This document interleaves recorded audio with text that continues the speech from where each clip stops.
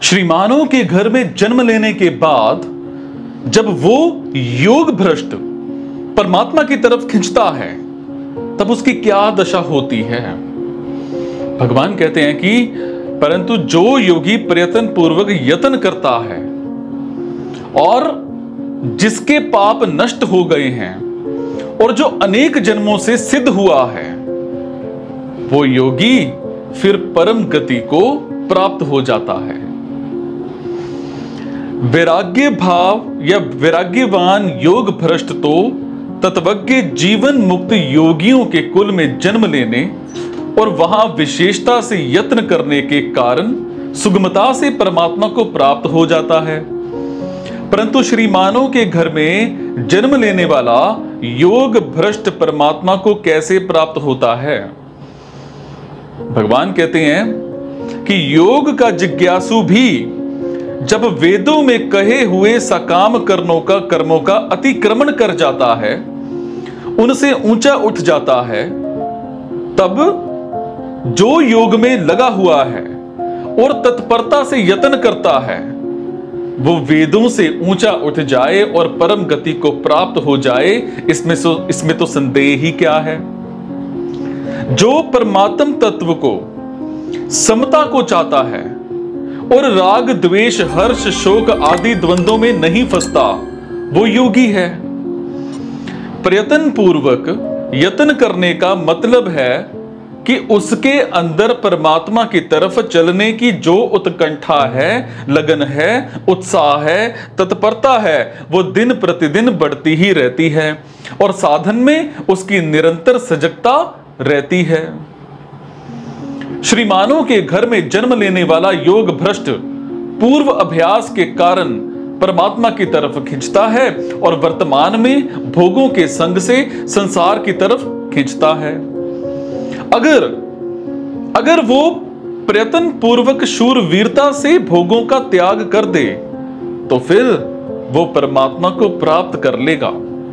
कारण कि जब योग का जिज्ञासु भी शब्द ब्रह्म का अतिक्रमण कर जाता है तो फिर जो तत्परता से साधन में लग जाता है उसका तो कहना ही क्या। जैसे निषिद्ध आचरण में लगा हुआ पुरुष एक बार चोट खाने पर फिर विशेष जोर से परमात्मा में लग जाता है, ऐसा ही है। एक बार चोट लगने पर आप ये लगा कि चलो फिर विशेष जोर से परमात्मा में लग जाता है, और ऐसे ही योग भ्रष्ट भी श्रीमानों के घर में जन्म लेने पर विशेष जोर से परमात्मा में लग जाता है। उसके अंतःकरण के सब दोष सब पाप नष्ट हो जाते हैं, अर्थात परमात्मा की तरफ लगन होने से उसके अंदर भोग, संग्रह, मान, बड़ाई, इन सब की इच्छा मिट जाती है। जो प्रयत्न पूर्वक यत्न करता है उसके प्रयत्न से ही ये पता चलता है कि उसके सब पाप नष्ट हो चुके हैं। पहले मनुष्य जन्म में योग के लिए यत्न करने से शुद्धि हुई, फिर अंत समय में योग से विचलित होकर स्वर्ग आदि लोकों में गया और वहां भोगों से अरुचि होने से शुद्धि हुई, और फिर यहां शुद्ध श्रीमानों के घर में जन्म लेकर परमात्मा प्राप्ति के लिए तत्परता पूर्वक यत्न करने से शुद्धि हुई। और इस प्रकार 3 जन्मों में शुद्ध होना ही अनेक जन्म संसिद्ध होना है। इसीलिए वो परम गति को प्राप्त हो जाता है। और इसका मतलब है कि जिसको प्राप्त होने पर उससे बढ़कर कोई भी लाभ मानने में नहीं आता, और जिसमें स्थित होने पर भयंकर से भयंकर दुख भी विचलित नहीं कर सकता, ऐसे अत्यांतिक सुख को वो प्राप्त हो जाता है। अब इसकी मार्मिक बात क्या है? देखो, वास्तव में देखा जाए तो मनुष्य मात्र अनेक जन्म संसिद्ध है।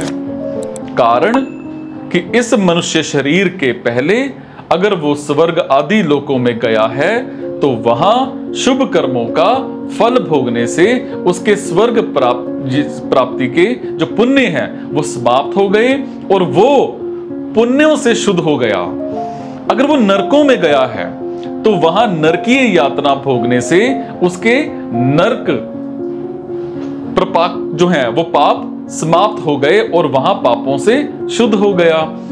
अगर वो 84 लाख योनियों में गया है तो वहां उस योनि के रूप में अशुभ कर्मों का, पापों का फल भोगने से उसके मनुष्यतर जो है योनि प्रापक जो पाप है वो कट गए और वो शुद्ध हो गया। और इस तरह से ये जीव अनेक जन्मों में पुण्यों और पापों से शुद्ध हुआ और ये शुद्ध होना ही इसका संसिद्ध होना है। दूसरी बात, मनुष्य मात्र प्रयत्न पूर्वक यत्न करके परम गति को प्राप्त कर सकता है, अपना कल्याण कर सकता है। कारण कि भगवान ने ये अंतिम जन्म इस मनुष्य को सिर्फ अपना कल्याण करने के लिए ही दिया है। अगर ये मनुष्य अपना कल्याण करने का अधिकारी नहीं होता तो भगवान इसको मनुष्य जन्म ही क्यों देते। अब जब मनुष्य शरीर दिया है तो ये मुक्ति का पात्र है ही। सो मनुष्य मात्र को अपने उद्धार के लिए तत्परता पूर्वक यत्न करना चाहिए।